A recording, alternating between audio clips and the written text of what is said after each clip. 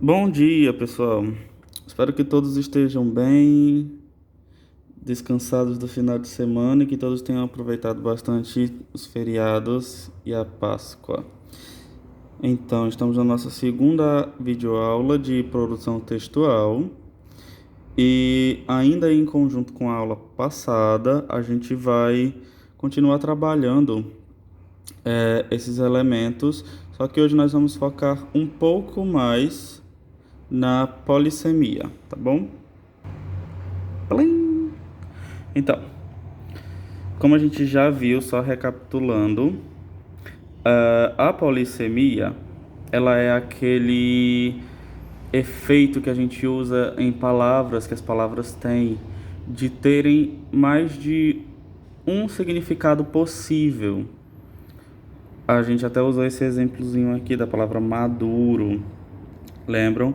E eu coloquei um trecho lá na última atividade para a gente pesquisar qual palavra teria um efeito polissêmico ali. Bem aqui nessa frase que foi retirada lá daquela crônica que a gente leu. Espero que vocês tenham gostado porque é uma das minhas crônicas favoritas. Escolhi especialmente para vocês.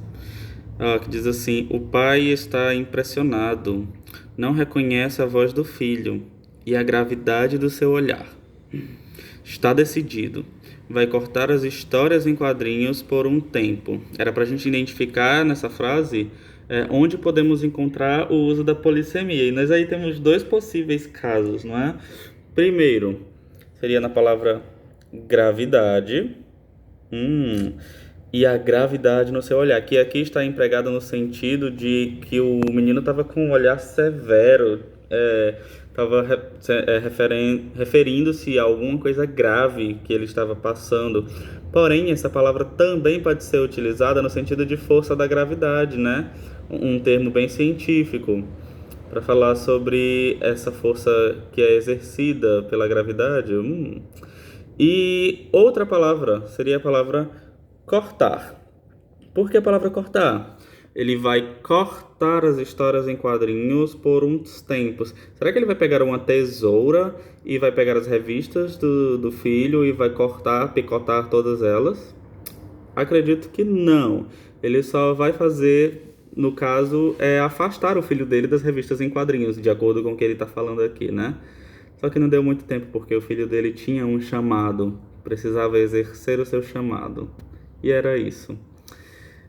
Nesse caso, a gente teve essas duas situações em que a gente poderia. Quem citou apenas uma não tem problema. E quem citou alguma coisa diferente dessa tem um probleminha. Então vamos reler de novo, ver de novo o vídeo passado, para a gente compreender direitinho o que é polissemia, tá bom?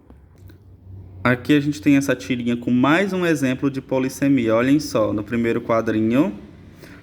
Eu adoro as tirinhas do Armandinho, meu Deus, são muito incríveis. Por favor, procurem e leiam, porque elas são um amorzinho.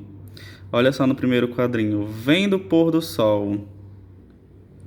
Aí uma pessoa pergunta, quanto quer pelo pôr do sol? E na placa continua lá, né? No segundo quadrinho, vem do pôr do sol. E o Armandinho diz, não está à venda, eu estou vendo o pôr do sol. E depois ele diz, aproveite para ver também. Então, qual que vocês acham que é o caso bem óbvio de polissemia que está tendo aí, né? Na placa que ele está utilizando, a palavra vendo. Exatamente. Tanto pode ser a primeira pessoa do singular do verbo vender, no presente, eu vendo,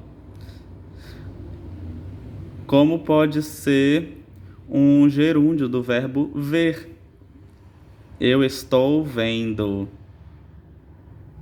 Olha o caso da polissemia aí. E uma coisa muito interessante, pessoal.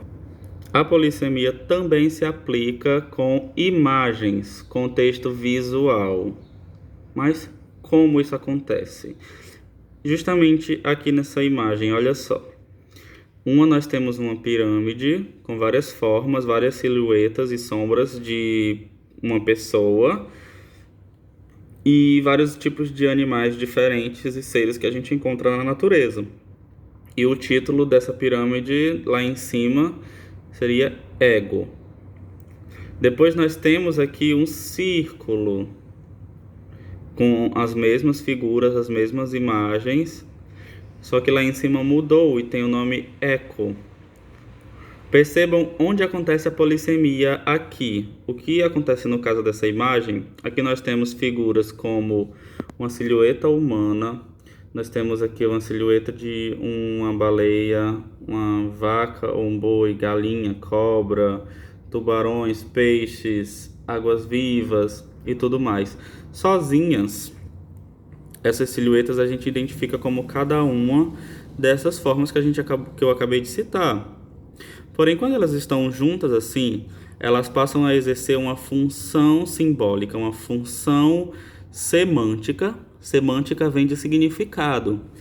A função de significado que essas imagens exercem não é mais uma coisa individual, sozinha. Agora, o conjunto delas exerce o quê? Um significado de crítica, não é? De que o ser humano se coloca acima da pirâmide e todas as outras formas de vida são consideradas inferiores. Nesse caso, aqui a gente consegue entender isso pela palavra ego aqui em cima. O que é ego? Vem de si mesmo, de egocêntrico, de egoísta, não é? Então, no outro caso, a gente vê um círculo, não tem mais pirâmide, não tem mais ponta, não tem mais superior nem inferior. É tudo igual nesse círculo. Ou seja, as figuras também deixam de exercer um significado próprio para exercer um significado maior. Ou seja, aqui exercido pela palavra, aqui nos referenciado pela palavra eco, que vem de ecologia, de natureza. Ou seja, como a natureza deve ser, todas as vidas importam igualmente, não é? Não existiria um topo e uma base de pirâmide. O que existiria seria um círculo onde todos têm igual valor. Então, a polissemia se estabelece aqui dessa forma, ou seja, sozinho a gente tem a figura de um homem, mas essa figura é utilizada para exercer um significado maior.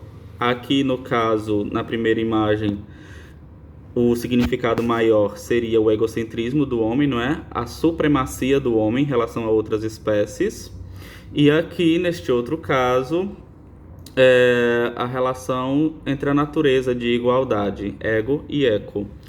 Espero que vocês tenham compreendido. Qualquer dúvida é só chegar lá no privado. Leiam e releiam a atividade de vocês quantas vezes for preciso. Vejam esse vídeo também quantas vezes for preciso, mas tenham ciência de que eu estarei lá para ajudar, tá bom? Então, tchau, tchau e boa semana para todos.